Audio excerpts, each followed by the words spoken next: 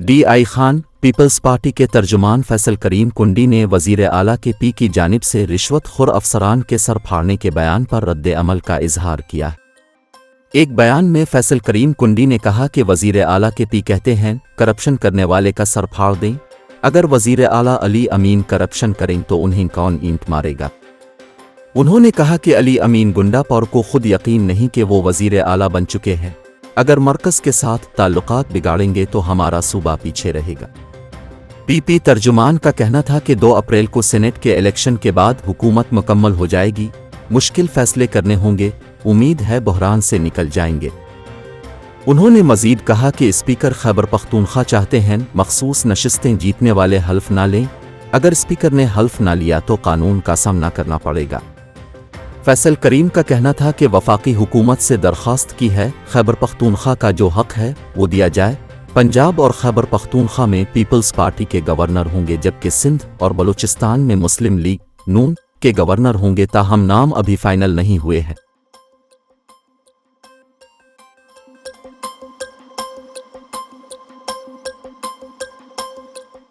कराची में रमज़ान के दौरान लूट मार की वारदातों में इजाफा देखने में आया है। तफसीलात के मुताबिक माह रमज़ान के दौरान शहर कायद के मुख्तलिफ इलाकों में पुलिस मुकाबलों के नतीजे में 21 डाकुओं को गिरफ्तार किया गया। पुलिस का बताना है कि मुल्जिमान के कब्जे से पिस्तौलें, मोबाइल फ़ोन और मोटरसाइकिल मिली है। दूसरी जानिब नॉर्थ नाजिमाबाद में कलंदरिया चौक के करीब डाकुओं की फायरिंग से शहरी जख्मी हो गया, जिसे इलाज के लिए अस्पताल मुंतकिल कर दिया गया।